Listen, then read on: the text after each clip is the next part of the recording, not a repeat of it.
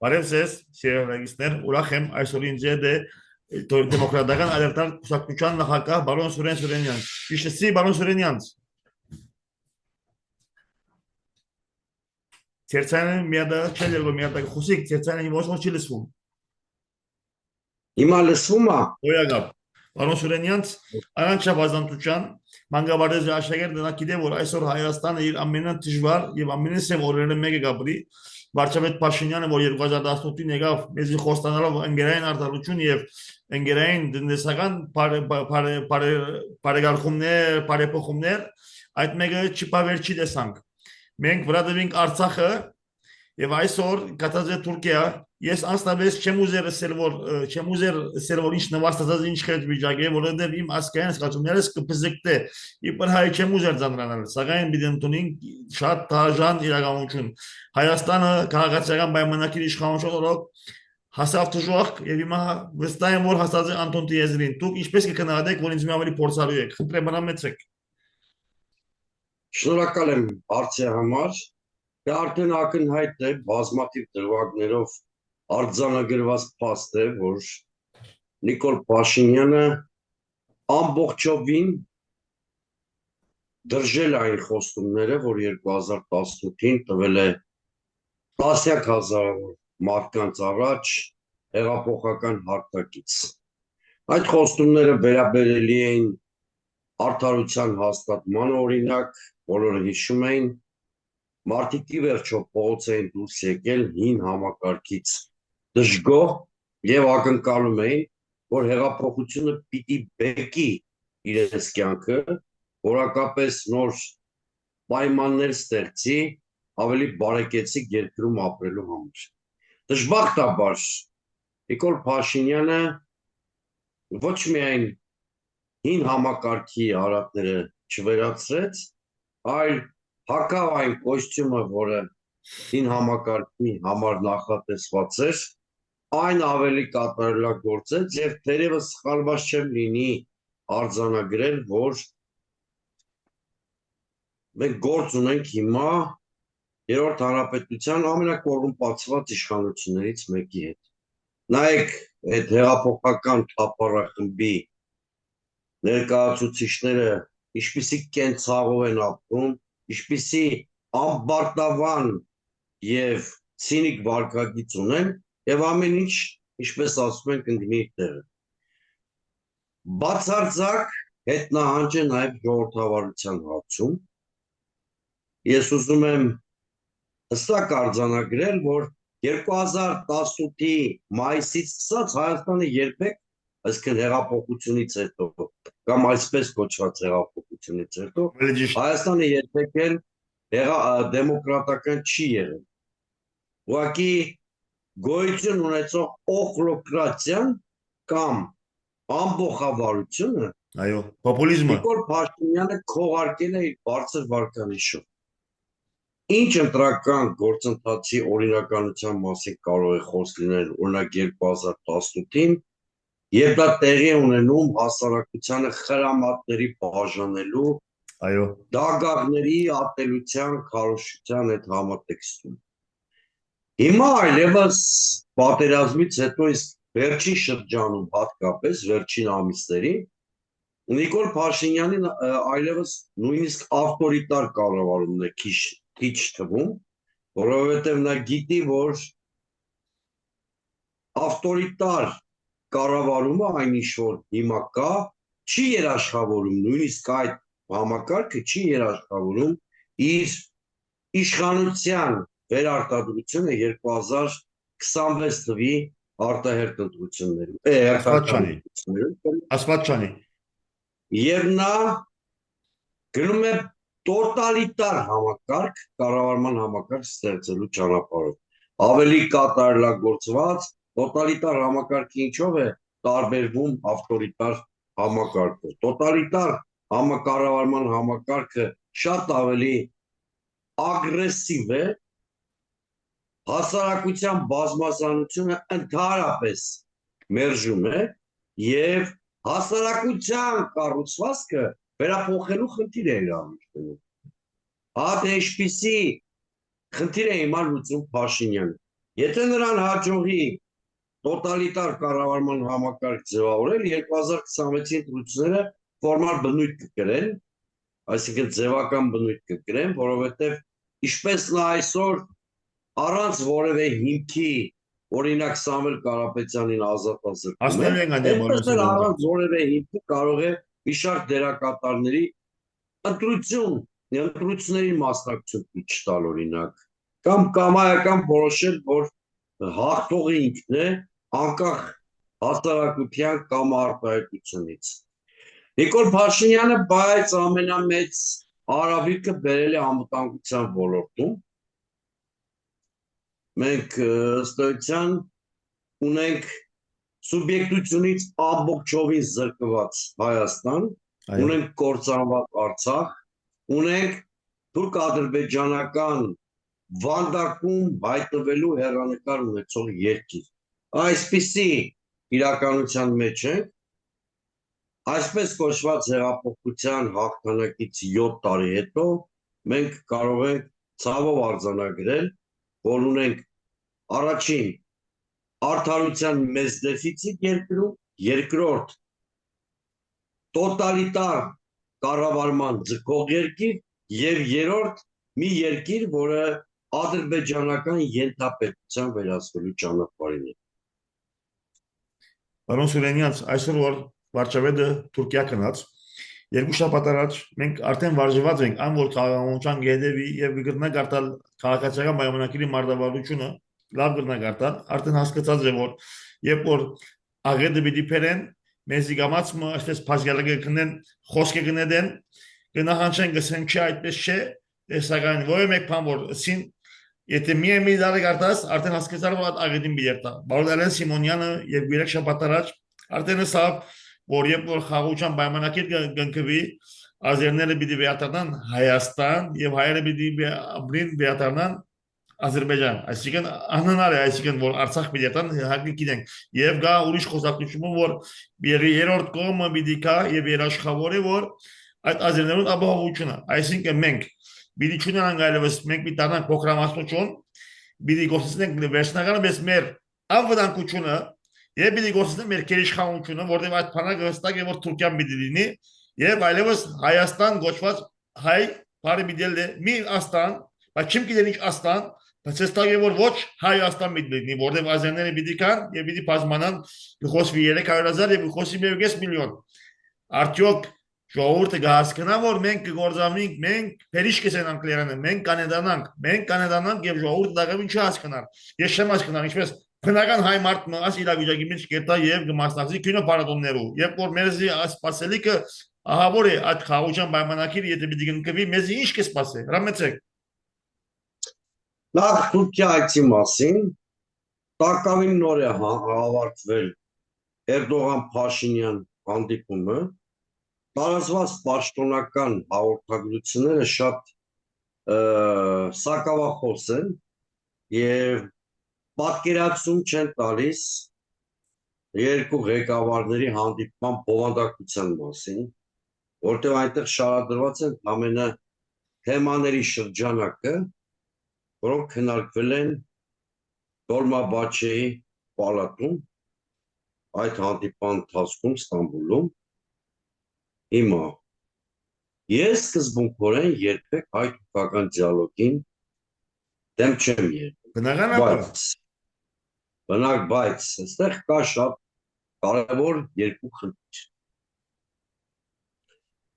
Առաջինը, երբ որ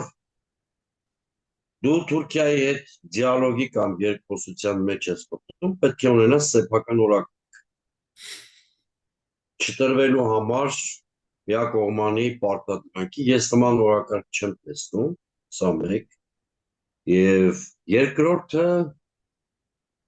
ռեգիոնալ համագործակցության համատեքստում նույնպես արտաքին բալանսավորված արտաքին քաղաքականության սկզբունքը պիտի պահել, այսինքն հայ-թուրքական հարաբերությունները կարող են նպաստել Հայաստանի առջև ծառայած անվտանգների կառավարմանը, եթե գոյություն ունեն հայ-ռուսական որակյալ հարաբերություններ։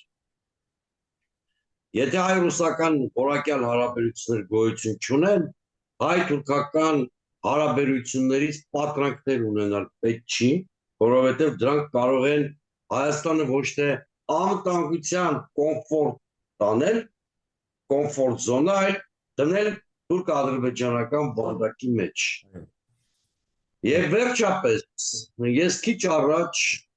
հանդիպման ավարտին ընթերցում էի թուրքական մամուլը, իմ մոտ թուրքական մամուլի, մասնավորապես Անադոլու գործակալության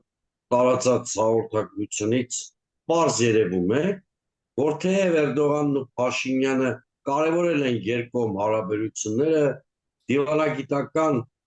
շփումների վերականգնումը կամ սահմանների բացումը, բայց դարձյալ Անկարան հաստատում է մնացել իր դիրքորոշման մեջ եւ հայ-թուրքական հարաբերությունների բարելավումը փոխկապակցել է հայ-ադրբեջանական հարաբերությունների հետ։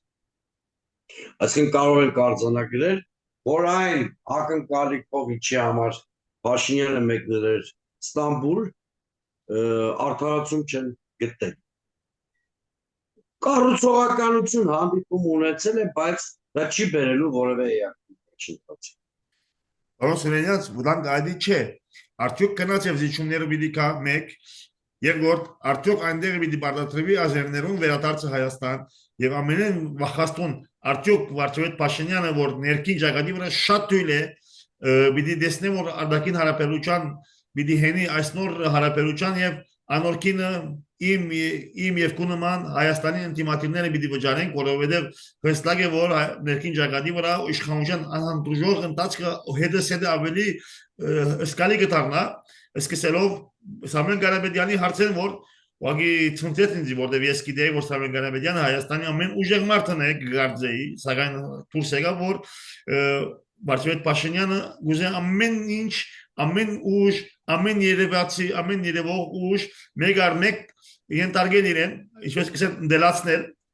եւ կա նաեւ եկեղեցի որ պիտի հասնենք հաջորդ հարցումից։ Ինչ կսպասվի մեզի, արդյոք այնտեղ կնած եւ զիջումներ դվավ, եւ արդյոք մենք աղանես միլան արավելի զորավոր ռեպրեսիաներու Հայաստանի մեջ։ Տեսեք, ես քիչ առաջ տողապակով արդեն ամեն ինչ հասկացրեցի։ Եթե թուրքական, պաշտոնական, պետական մամուլը արձանագրում է, որ Էրդողանը դարձյալ պնդել է հայ-ադրբեջանական եւ հայ-թուրքական հարաբերությունների փոխկապակցվածությանը եւ կոչ է արել Փաշինյանին խաղաղության օրակարգի ուղղությամբ գործնական քայլեր անել, դա ինքնին ենթադրում է, որ Էրդողանը Փաշինյանին հորդորում է Թուրքիայի հետ հարաբերությունները կարգավորելու նպատակով կատարել Ադրբեջանի բոլոր նախապայմանները։ Սա այլ կերպ չեն կարող դիվանագիտական ձևակերպումների խորքում կարդալ, հա։ Հետևաբար Հայաստանը կանգնած է մի շարք պարտադրանքներ կատարելու հրամայականի առջև, դրանք օֆիցիալ երկուսն էին, գիտեք, Սահմանադրության փոփոխություն եւ ԵԱՀԿ Մինսկի խմբի լուծարում, բայց տակամին 2 օր առաջ Իլհամ Ալիևը էլի փախստականների վերադարձի օրակարգ առաջ բերեց, դա որպես կարևոր պահանջ համարելով, եւ իմ մտավախությունը այն է, որ Նիկոլ Փաշինյանը հանուն այդ բարաթի, որի անունը խաղաղության պայմանագիր է դրել, որը սակայն չի երաշխավորում որևէ ինստիտուցիոնալ խաղաղություն, պատրաստ է գնալ ցանկացած զիջումների, որտեղ Փաշինյանը հասկանում է կամ Փաշինյանը կարծում է, որ առանց այդ փաստաթղթի, որի միայն անունը կապ ունի խաղաղության հետ, ինքը չի կարող 2026 թվականին ներկայանալ հասարակությանը եւ նոր քվե ակնկալել։ Ադրբեջանը իր հերթին Փաշինյանի այս թուլությունը զգալով, որ նրան ցանկացած գնով այդ խաղաղության փաստաթղթը պետք է, գնալով ավելի սաստիկ եւ անհանդուրժելի պահանջներ է դնում Փաշինյանի առաջ։ Հիմա դուք ասում եք արդյոք բռնաճնշումները Հայաստանում կշարունակվեն։ Այո, նա փորձելու է շարունակել բռնաճնշումները։ Քիչ առաջ ես ասացի, որովհետեւ եթե չկոտրի դիմադրության բոլոր կենտրոնները, վերարտադրելու որևէ հնարավորություն չունի։ կրկնում եմ, նույնիսկ ավտորիտար մեթոդներով, նույնիսկ ընտրությունները վարչարամայական բաղադրիչով ամրացնելով վերարտադրության որևէ շանս չունի, եթե բռնաճնշումների չգնա։ Հիմա Նիկոլ Փաշինյանը իրեն դնում է շատ ծանր վիճակի մեջ։ Նա ըստ էության այրում է իշխանությունից քաղաքակիրթ հեռանալու բոլոր կամուրջները։ Բոլոր։ Այսինքն նա փակում է խաղաղ անցնցում իշխանափոխություն անելու պատուհանը իր այս ռեպրեսիվ քայլերով։ Բայց նա մի հանգամանք անտեսում է կամ կտրվել է ռեալությունից, հայ ժողովուրդը գրեթե իր ամբողջության մեջ մերժում է այս իշխանությունը։ Դա չի դա։ Եվ եթե Փաշինյանը շարունակի զորբայությամբ ատամներով կարճած մնալ իշխանության, Հայաստանում ու ենթադրենք կեղծի 2026-ի ընտրությունները, Հայաստանում միևնույնն է փոփոխություններ լինելու են, բայց այդ փոփոխությունները լինելու են ցնցումներով, այսինքն անցանկալի սցենարով։ Այո, Դրա համար Փաշինյանը հստակ Փաշինյանի համար այլևս լավ ընտրություն չկա։ Կա վատ ընտրություն, ավելի վատ ընտրություն։ Ավիշտ սոսկալի վարելի բարոն Սուրենյանց։ Հիմա դա ցավոք սրտի ընտրում է ամենավատ տարբերակը, արտաքին ճակատում միակողմանի նվաստացուցիչ զիջումներ, ներսում ռեպրեսիա։ Այդ ճանապարհով Փաշինյանը երկար իշխանությունը պահել չի կարող։ Եթե նույնիսկ դիմի զորբայության, որովհետև մի օր ցածման այնպիսի ալիք է բարձրանալու, որ Փաշինյանը չի կարող պատկերացնել։ Փաշինյանը չի հասկացել, որ իր ընդդիմախոսի դերում ոչ թե Սամվել Կարապետյանն է, ոչ թե սրբազան շարժումն է, ոչ թե ընդդիմությունն է, ոչ թե նույնիսկ եկեղեցին է, այլ հայ ժողովուրդը։ Ապրեք։ Եվ ասենք այդ գործիչների մեզ բոլորիս ենթադրենք ինձ էլ փորձես մեկուսացնել կամ մեր դեմ բռնություններ կիրառես, դրանով ժողովրդի ցածման դժգոհության ալիքը չի հասնել։ Ավելի սասկանալու է եւ Հայաստանում բռնկվելու են ուզումներ։ Հետևաբար Փաշինյանը կամ պիտի ընտրի ընտրությունների ճանապարհով քաղաքակիրթ հեռանալու ճանապարհը, կամ պիտի ընտրի զորբայությամբ իշխանությանը կարճելու ճանապարհը, որը բերելու է մեծ ցնցումների Հայաստանում։ Պարոն Սուրենյանց, իհարկե ես բնության ոչ չեմ ներ ամեն մարդ գիտե որ ուղղապար հավատացող եմ ոչ բռնի խաղաղ ժողովրդավարական փոփոխություններով։ Եթե հրաշքով այս ճանապարհով Հայաստանի մեզի նաև սպիրկեն ագլեցեն։ Եվ սպիրկը հավատացեք որ Հայաստանի մասին ոչ մեկ գաղափար չունի։ Մանավանդ իր զինագիստները ոչ մեկ գաղափար չունի Հայաստանի ինչ կբադայի։ Զերո։ Եթե այսօր մենք ժողովրդավար խաղաղ ոչ բռնի ճանապարհով ի վերջո ժողովուրդը հասկացած է եւ համաձայն են որ ժողովրդին այլևս համբերություն հատած է եւ այս իշխանությունը հերացուցինք ընդդիմությունը ասենք կամ նոր իշխանությունը ինչ կուզեք ասել ժողովրդին մենք ինչպես կրնանք կանգնեցնել այս կահավիժումը որտեղ մենք 100 կիլոմետր 1 րոպեով ցոր գետանք Հայաստանը գետա անտոնտ Հայաստանը գետա գործանումի եթե այսօր փոխվի այս իրավիճակը Հայաստանի մեջ ընդդիմությունը ասենք կամ նոր իշխանությունը կամ ազգային ուժերը ինչպես կրնան գեցնել այս կահավիժումը որտեղ ամեն վարքյան մեծի Փաշինյանը գսե որ եթե ես երտամ պատերազմ մի լինի Տեսեք Փաշինյանը ստում է երբ իրեն նույնացնում է խաղաղության գաղափարի հետ ճիշտ հակառակը ես ամենը երկու փաստով հիմա կապացուցեմ որ նա սովորական պատերազմի հրձիկ է եւ որևէ կապ չունի խաղաղության հետ նրա նախապատերազմյան արկածակցի քաղաքականությունը միշտորտերին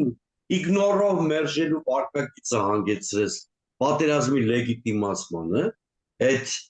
նախապատերազմյան արկածակցությունը Տիգրան Մեծի մեծ դառնալու մոլուցքը հանգեցրեց ազգայինս աղետին Բայց պատերազմից հետո էլ Փաշինյանը պակաս արկածակցիր եւ պատերազմի հրճիկ չէ,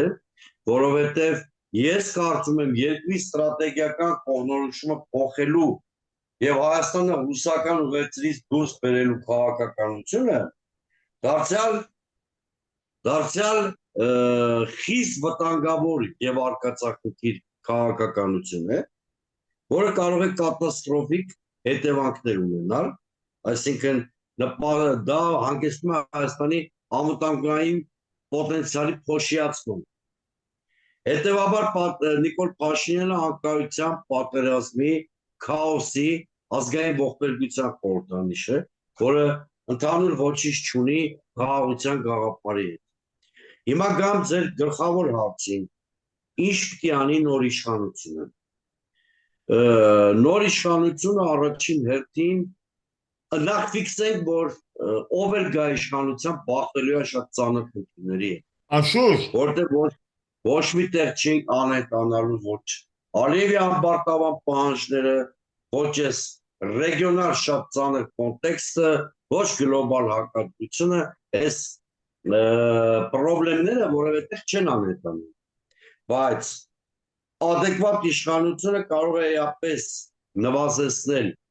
այն ռիսկերը կամ կառավարել այն ռիսկերն ու մարտահրավերները, որոնց բախված է Հայաստանը։ Ահավասիկ նոր իշխանության թիվ 1 անելիքը պետք է լինի հայ-ռուսական հարաբերություններում տոքսիկ բաղադրիչը վերացնելը։ Այսինքն պետք է գնալ Ռուսաստանի հետ հարաբերությունների կարգավորման, վարել իրապես բալանսավորված արտաքին քաղաքականություն,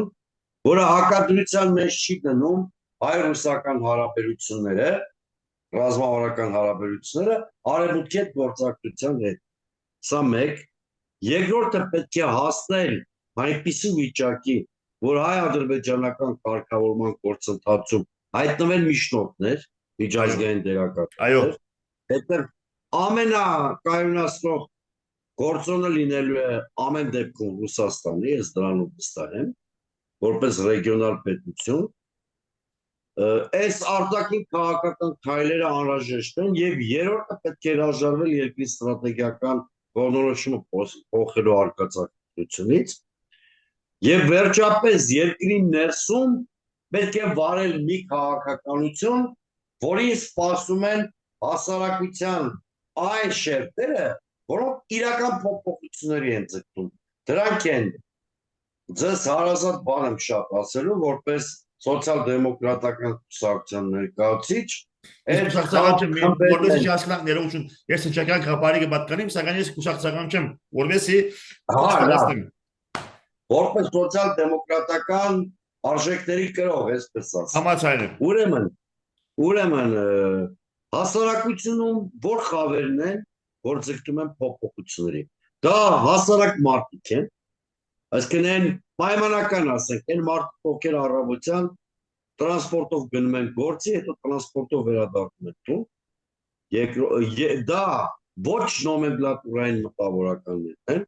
ովքեր կաշկանդված չեն իշխանության գործոնով, բժիշկներ, ուսուցիչներ, արվեստագետներ եւ այլն, եւ դա փոքր բիզնեսն է։ Այո։ Եվ ուրեմն նոր կառավարության գլխավոր խնդիրը պետք է լինի այս խավերին հարկային տերորի բեռից ազատում։ Համաձայն եմ, իբր ընկերվարական, իբր հնչակյան խավարի պատկանող, ուզեմ ինձի արտոնեք եւ ուպանսել, իբր հնչակյան,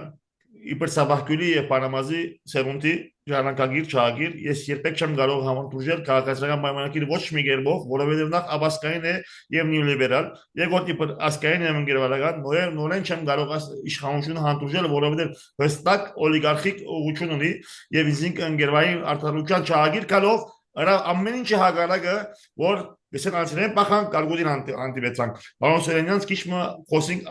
միջազգային կետնի վրա, ըստ երևույթին Իսրայելը բավական դժվար վիճակի մեջ է, որովհետև եթե ռեժիմները փոխվեն կամ համագարկները, Պարսկաստանը, ես չեմ սիրել Պարսկաստանին իբր լիբանանցի, սակայն իբր հայաստանցի ես չեմ ուզել Պարսկաստանը ոտնագող խլա, որտեղ Հայաստանի փորձանք է։ Այստեղ մի դարբեր եմ։ Իբր լիբանանցի ես կուզեի որ Պարսկաստանը դգարնա, բայց ոչ իբր հայաստանցի, ոչ իբր հայ։ Ըստ երևույթին Պարսկաստանը մենք գիտենք որ խնդիր չունի 1 միլիոն եթե գզովի Շարունակ է, ատեսակ ռեժիմներն Իսրայելը 5000 հոգի զոհվի, Իսրայելը կսնցվի։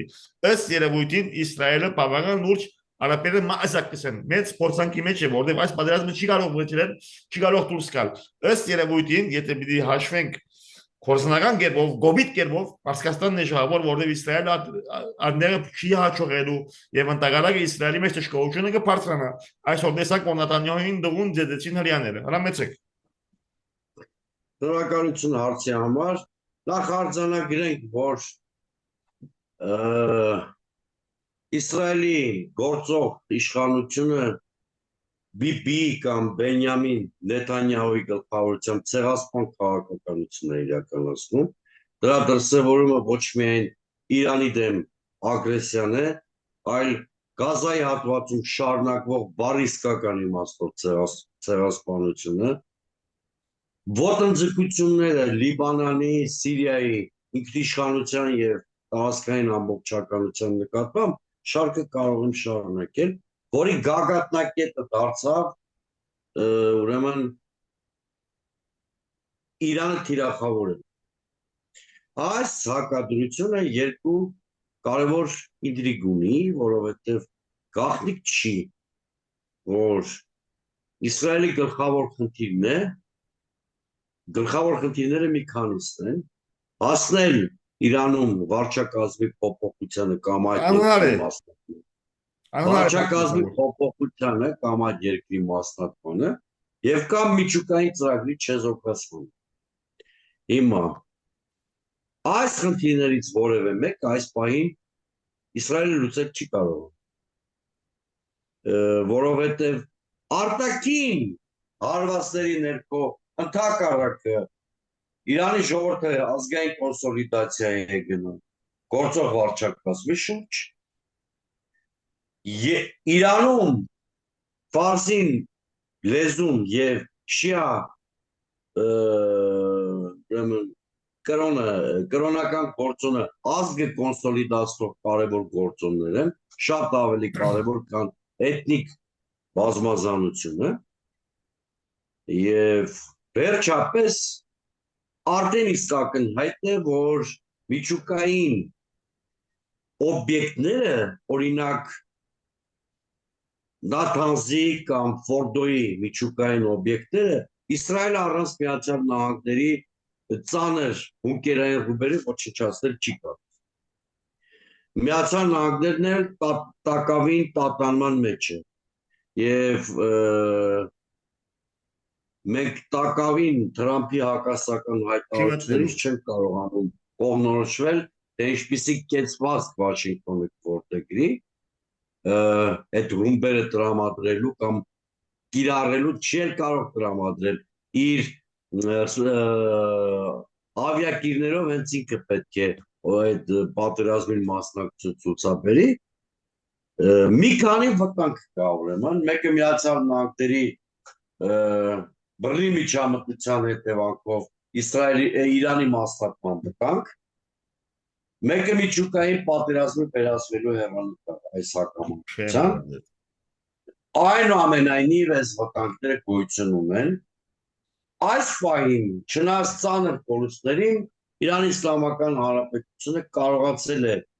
Թել Ավիվի ճնշումներին դիմակայել ավելին շատ դեպքերում հակահարված հասցնել եւ Իրանի Իսլամական Հանրապետությունը դերևս կներեք Իսրայելը դերևս չի լուծել իր արժեվ դրած որևէ ռազմավարական խնդիր։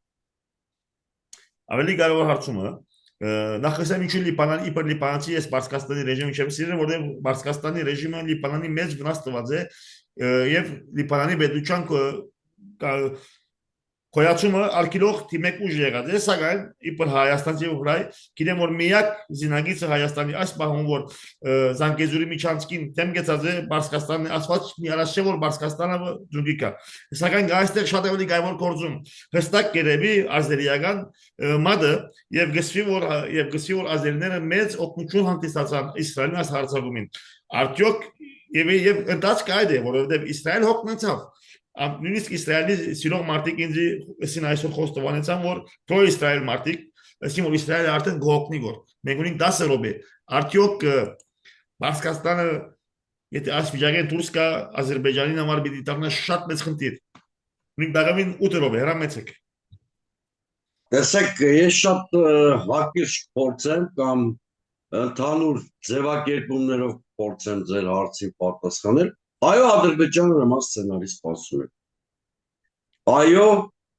Ադրբեջանը շարունակում է նման սցենարի սպասել, որովհետև եթե պատերազմի մասշտաբը եւ աշխարհագրությունը մեծանան եւ ի վերջո Նեթանյահուին հաջողվի Միացյալ Նահանգներին մասնակից դարձնել Իրանի Իսլամական Հանրապետության դեմ պատերազմին, բնականաբար որպես պլազդարմ Իսրայելը եւ նրա դաշնակիցները փորձելու են օգտագործել հենց Ադրբեջանը։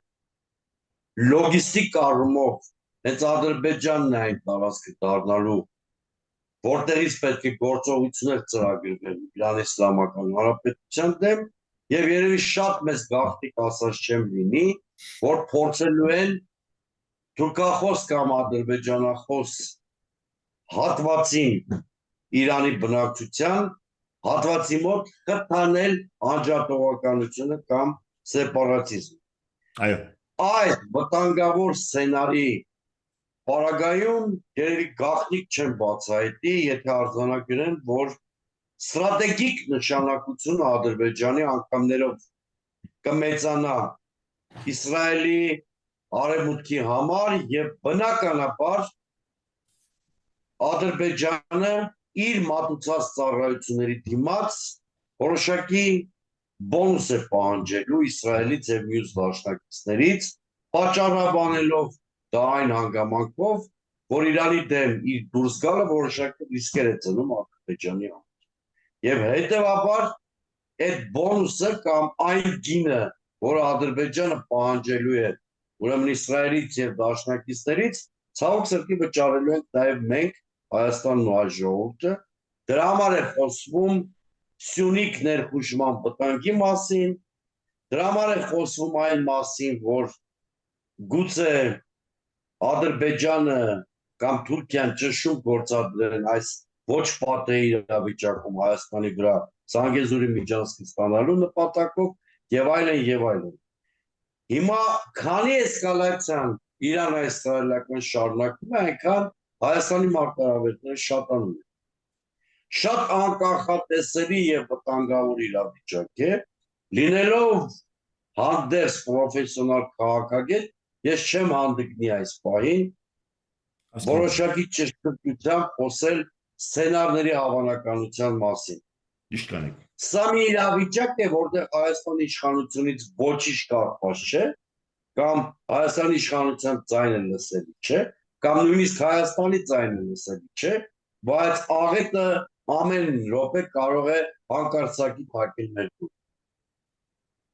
Պարոն Սուրենյան, իմ հարցներս ավարտած են, դեռ ունենք 5 րոպե։ Արդյոք վարչապետ Փաշինյանը սխալ կայացավ հարցակերով Սամվել Ղարաբեդյանի վիճակի վրա, չէ՞ շատ լավ պլանավորված է։ Ասի դեռ ունենք 5 րոպե, եթե կարողանում եք ինձ քիչ ես կհավատայի, որ գոբից սխալ է ինձ իմորտում միամիտ շատ լավ գիտե ինչ կերեմ ունենք դեռ 4-5 րոպե, խնդրեմ արմեցեք։ Շատ մտածված քայլ է գնում, այդ տոտալիտար կառավարման համակարգ ստեղծելու տրամաբանության մեջ է տեղադրվում այդ քայլը։ Նա փորձում է դիմադրության իմունային համակարգի բոլոր բաղադրիչները կոտրել այս ժողովրդի եւ թքած ունեն հանգամանքի վրա, որ ոտնձգում է սահմանադրության 10-րդ եւ 18-րդ հոդվածների դեմ, թքած ունի մեր քաղաքական ինքնության վրա։ Նա այս քայլին գնալով ունի թե արտաքին եւ թե ներքին մոտիվներ։ Մի կողմից, ինչպես ասեցի, նա պետք է տոտալիտար մի համակարգ ստեղծի, որտեղ պետությունը միջամտություն ունենա կյանքի բոլոր ոլորտներում, տոտալ միջամտություն, քաղաքականություն, տնտեսություն, սոցիալական կյանք, հոգևոր կյանք, մշակույթ եւ այլն, բիզնես։ Մյուս կողմից նա հասկանում է, որ թշնամական տանդեմի պահանջները բավարարելու համար պիտի այնպիսի իրավիճակ ստեղծի երկրում, որպեսզի դիմադրության չհանդիպի, իսկ հայ առաքելական եկեղեցին ոչ միայն հոգևոր հաստատություն է, այլ նաև մեր ազգային ինքնության կարևոր ինստիտուտներից մեկն է եւ հետեւաբար հայկական դիմադրության կարևոր օջախ։ Եվ Այս հանգրվանին նա գնացել է սառը կշռադատված, չնայած էմոցիոնալ խելագար դրսևորումներով, բայց այնուամենայնիվ գնում է որոշակի ծրագրի իրագործման։ Բայց ես կարծում եմ իր հաշվարկների մեջ ինքնագնահատման մեծ դոզա է դրել Փաշինյանը, սխալվել է հաշվարկների մեջ, որովհետև ինչպես փայլուն նկատել էր Հանրապետության առաջին նախագահ Լևոն Տեր-Պետրոսյանը իր վերջին գրառման մեջ, անգամ Նիկոլայ Ցարը սրանից 1905-7 թվականներին չկարողացավ ծնկի բերել հայկական եկեղեցուն եւ ստիպված նահանջեց իր հակահայ քաղաքականության մեջ։ Մի ազգային եկեղեցի, որ կարողացել է ռուսական ցարիզմի, սովետական ճնշումների, պարսկական, թուրքական ճնշումներին դիմանալ, ինչ է մի Նիկոլ Փաշինյանը, որը չկարողանա դիմանալ։ Պարոն Սուրենյանց, երարի ժամանակը տրավ ավելի ժամանակ ունենային, նկատունին 2 րոպե, եթե 2 րոպե մեջ կնակ ովևէ խոսք ուղղել Փաշինյան, Վաչետ Փաշինյանին սպիրկահայ դեպին 2 րոպե ունին, որովհետև ոչ մեկ բան չեն գիտեր Հայաստանին ինչ է։ Ձեր խոսածները ոչ մեկին խաղապար չունին։ Կգարձեմ, որ այս բոլոր եղածը Ես մեր սպիրկահայ եղբայրներին եւ քույրերին օրդորում եմ հավատարիմ մնալ մեր քաղաքական ինքնությանը, երբեք չհավատալ այն ավանտյուրային եւ ազգադավ ստերին, որ հնչեցվում են Փաշինյանի եւ նրա թափառախմբի ներկայացուցիչների շուրթերից։ Հիմա մենք կանգնած ենք ճակատագրական երկընտրանքի առաջ։ Նիկոլ Փաշինյանի իշխանություն կամ Հայաստանի պետականություն։ Ես ինչպես Հայաստանի հասարակության, այնպես էլ Սփյուռքի մեր քույր եղբայրներին օրդորում եմ, պատգամում եմ անպայման միավորվել հայկական պետականության գաղափարի շուրջ, թույլ չտալու համար Հայաստանի ադրբեջանականացումը եւ Հայաստանի կլանումը Ադրբեջանի կողմից։ Պարոն Սուրենյան, շատ շնորհակալ ենք այս անգերց եւ բավական զարգացած եւ բավական խորում կարծրացության համար դարձել անտիվելով շնորհակալ եմ, որ ինձ միշտ կընտարացեք։ Շնորհակալություն, բարի գիշեր եւ դարձալ գանտիվիկ։ Բարի գիշեր։ Բարի գիշեր։